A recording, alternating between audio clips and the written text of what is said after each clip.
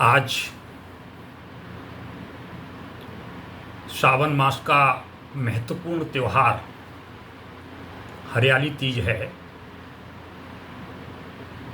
और हरियाली तीज के पर्व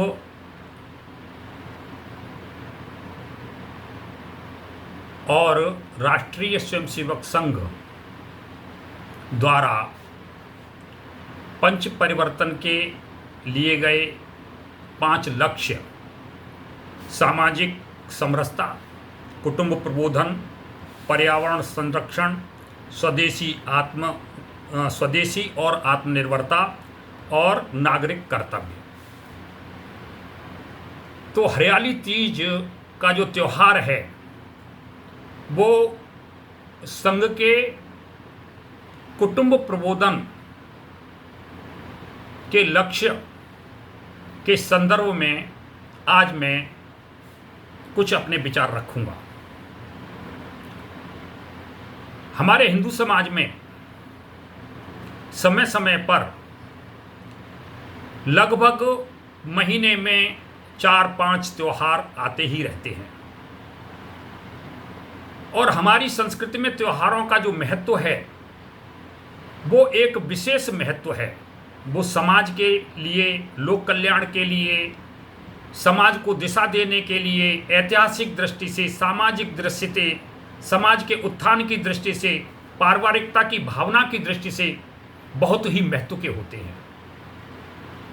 और यह श्रावण मास में जो हरियाली तीज का जो त्यौहार है यह भी वास्तव में समाज को एक नई दिशा देने का त्यौहार है।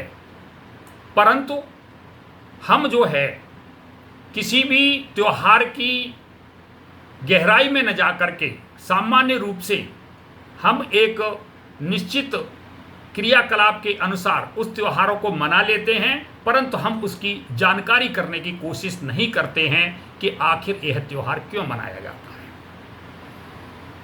आज हरियाली तीज का त्यौहार है, तो जैसा कि हम देखते हैं कि हरियाली तीज का त्यौहार मानसून के समय में आता है और ऐसे समय में संपूर्ण प्रकृति जो है हरी भरी हो जाती है, सभी पेड़ पौधे हरे भरे हो जाते हैं, पशु पक्षी आनंदित होने लगते हैं, यानी सब जगह खुशी का माहौल होता है। और इसका जो है धार्मिक दृष्टि से जो महत्व है, जो हमारे परिवारों के लिए महत्व है, वो एक पति और पत्नी के रूप में, क्योंकि परिवार का जो चलाने वाले जो 2 पहिए होते हैं, जीवन के रथ को चलाने वाले जो 2 पहिए होते हैं वो पति और पत्नी होते हैं। इन एक दूसरे की दृष्टि से हरियाली तीज का त्यौहार जो है बहुत ही महत्व का त्यौहार है। बताते हैं और हमारे धर्म ग्रंथों में आता है कि आज के ही दिन महागौरी पार्वती जी जो थी उन्होंने भयंकर तप किया था और भयंकर तप करने के बाद उनका जो रंग था वो गौरवर्ण हो गया था। वो संसार की अप्रतिम सबसे सुंदर युवती बन गई थी। तो उन्होंने भगवान शिव का पति के रूप में आज के दिन वर्ण किया था। भगवान शिव के बारे में मैं बाद में चर्चा करूंगा। भगवान शिव का जिस तरीके का रूप है और पार्वती ने उन्हें अपने पति के रूप में वर्ण किया तो समाज के बहुत से लोगों ने उन्हें समझाया, परंतु पार्वती तो जगत जननी थी, उन्हें भगवान शिव के महत्व को पता था, इसलिए उन्होंने सभी स्वजनों के, सभी शुभचिंतकों की समझाने की, शादी न करने की, विवाह न करने की बात को नकारते हुए भगवान शिव का वर्ण किया था। इसलिए आज का दिन जो है अखंड सौभाग्य की पूजा करना, अपने पति के लिए अखंड सौभाग्य की पूजा करना का व्रत भी है। और पर्व भी है। तो आज के दिन हमारे समाज की, हमारे परिवार की महिलाएं अपने अखंड सौभाग्य के लिए प्रार्थना करती हैं। उसके साथ ही साथ यानी सावन का जो पूरा महीना है, सावन का पूरा महीना जो है भगवान की, शिव की उपासना और आराधना के लिए होता है। महागौरी की आराधना और उपासना का त्योहार महीना है। भगवान शिव और महामाया गौरी, इन्होंने जो है ये शक्ति का प्रतीक हैं, और इसीलिए इन्होंने जो है समाज के कल्याण के लिए, राक्षसों के मर्दन के लिए, देवताओं को निर्भय करने के लिए महामाया दुर्गा का रूप भी धारण किया था। और इसीलिए यानी हम जो है महामाया दुर्गा की आराधना उपासना करते हैं। तो ये दुर्गा की जो उपासना है उससे हमें पार्वती माँ की का वरद हस्त प्राप्त होता है, और हमारे सब प्रकार के विघ्न और बाधाएं का जो है निराकरण हो जाता है। मार्कंडेय पुराण में कहा भी गया है, अग्निना दहे मानस्तो शत्रु मध्य गतुरणे विषमे दुर्गमे चयोभ्यारता शरणम गतः। यानी अग्निना दहे मानस्तो, अगर कोई व्यक्ति भयंकर अग्नि में घिर गया हो, शत्रुओं से के चक्र में फंस गया हो और उसके प्राणों की बचने की कोई भी संभावना नहीं हो, और वो सच्चे मन से माता पार्वती की, महामाया दुर्गा की यदि उपासना करता है, तो वो जो है इस भयंकर संकट से, मृत्यु के संकट से भी निकल जाता है। और इसीलिए माता के बारे में कहा जाता है, सर्वमंगल मंगल्ये शिवे सर्वार्थ साधिके शरण्ये त्र्यंबके गौरी नारायणी नमोस्तुते। यानी माता का जो स्वरूप है वो सर्वमंगल मंगल्ये, सभी की जो है मंगल कामना का स्वरूप है। और जब कोई भक्त सच्चे मन से मां की शरण में आता है तो उसका सब प्रकार से मंगल होने लगता है और माता का वरद हस्त हमें प्राप्त हो जाता है। हमारे समाज में जो है नारी को विशेष महत्व दिया गया है।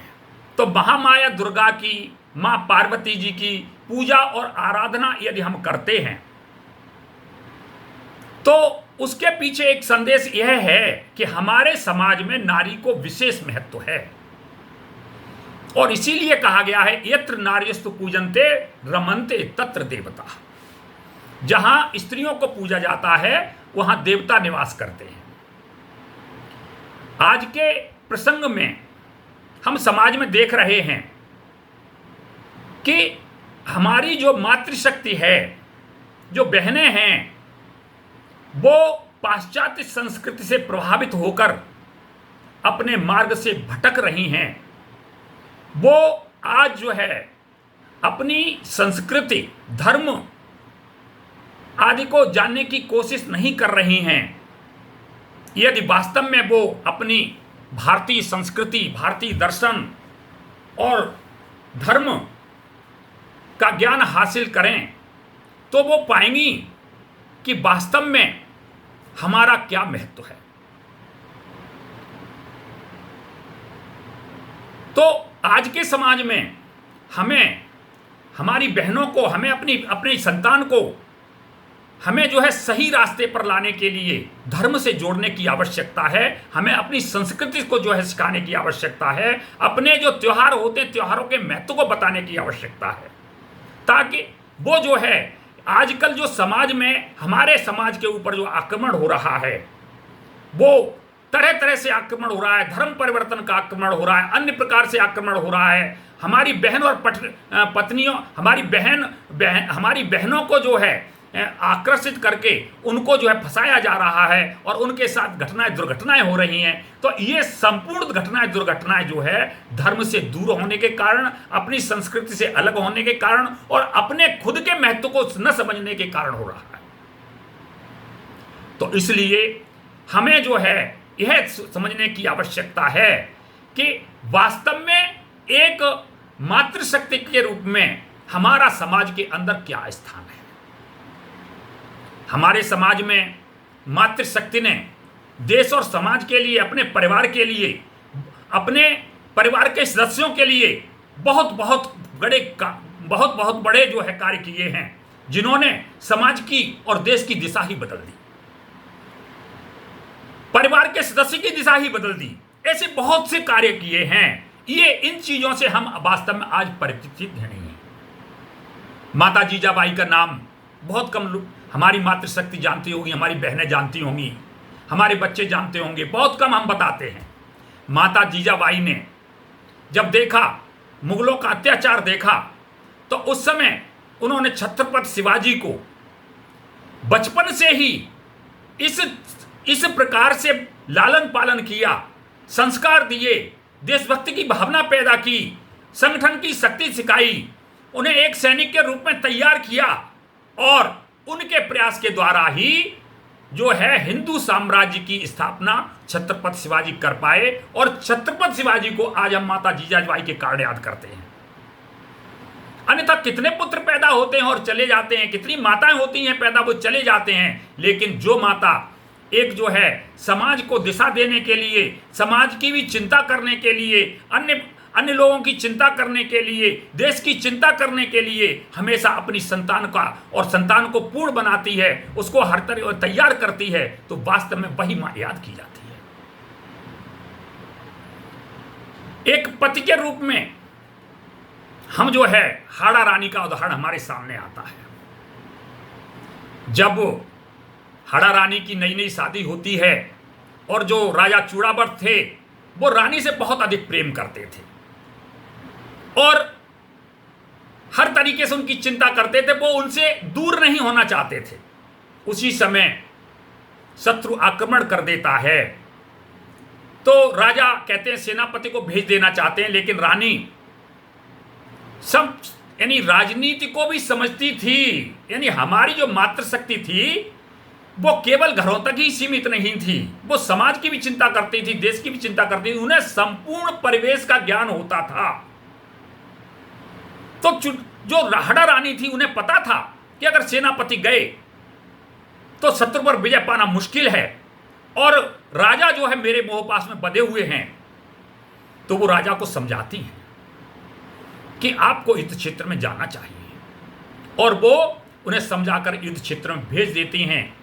और युद्ध क्षेत्र में जब चूड़ावर्त पहुंचते हैं तो उनका मन वहां पर नहीं लगता है, तो वो कोई बहाना बना करके और वापस आते हैं और अपनी दासियों से वहां पर जो है संदेश भिजवाते हैं रानी के पास में।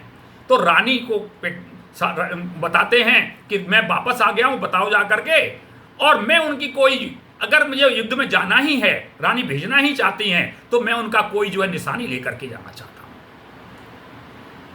जब उन्हें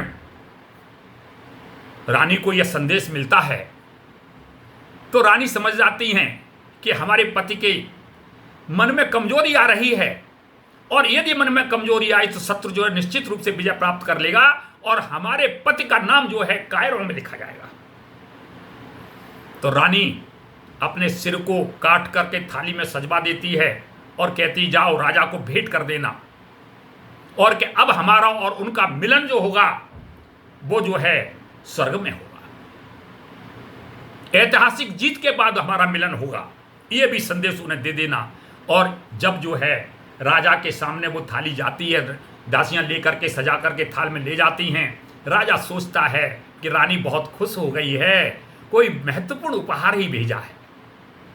और जब उसे थाली का कपड़े को वो हटाते हैं और देखते हैं कि रानी का सिर रखा हुआ है, वो सब कुछ समझ जाते हैं, वापस युद्ध क्षेत्र में जाते हैं और भयंकर मारकाट मचाते हैं और वहां पर विजय सिंह प्राप्त करते हैं।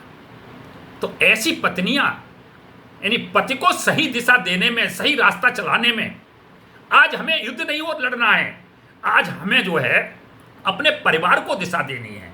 पति अगर भटक रहा है तो उसे हमें दिशा देनी है, उनको सही रास्ते पर लेकर के आना है।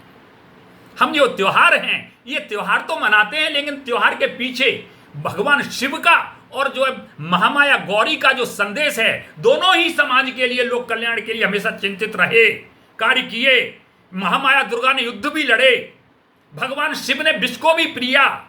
तो ये समाज के लिए जो है ये एक संदेश है, उस संदेश को हम नहीं समझ पाते हैं। तो आज हमें ये संदेश भी विक्रम जो है याद रखना चाहिए।